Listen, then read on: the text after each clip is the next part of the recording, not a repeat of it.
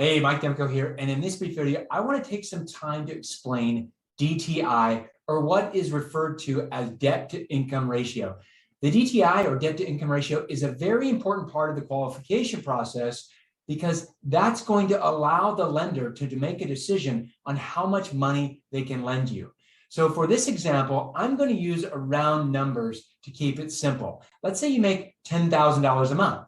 The lender is going to have guidelines that says based on the loan program, your DTI, or debt to income ratio, can be 40, 45, or even 49%. So for this example, let's go with 40%. So the lender is going to evaluate your finances and they're going to say, okay, cool. You make $10,000 a month. That means 40% of your money can go towards your debt. In this case, simple calculation, we $4,000 a month can go towards your debt.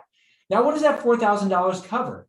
That $4,000 has to cover your car payment if you have one, the minimum payment on your student loans if you have them, the minimum payments on your credit cards if you have them, and 100% of the cost of the house you're buying, including the mortgage, property taxes, homeowners insurance, and HOA fees. So you can see how even if you're making $10,000 a month, if you got a $600 car payment and you've got a couple $100 on minimum credit card payments and a couple $100 on minimum student loan payments, that will eat into the DTI in my hypothetical example of $4,000 and decrease the purchasing power you can use towards the home, meaning the mortgage, taxes, and insurance.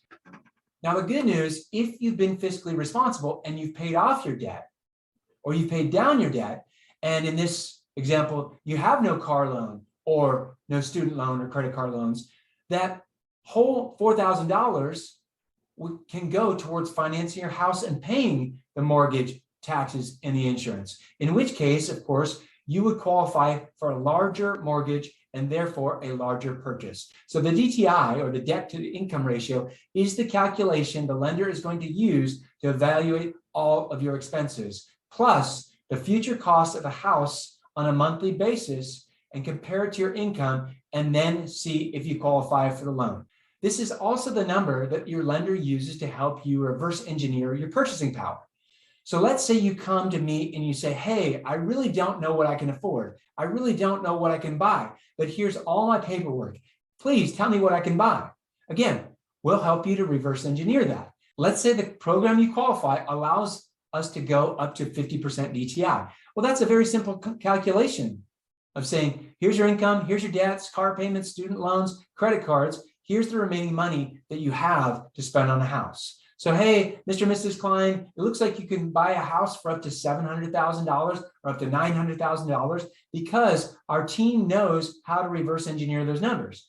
So if you're just starting to kick the tires and you really don't know how much you make in comparison to how much you can spend, then please do give us a call. We'll get with you within 24 hours so you can start gathering the paperwork. We can have a conversation about your income and your debt. We can make the comparison and help you to zero in on what kind of house you can afford and at what price. Again, this has been Smart Money Mike.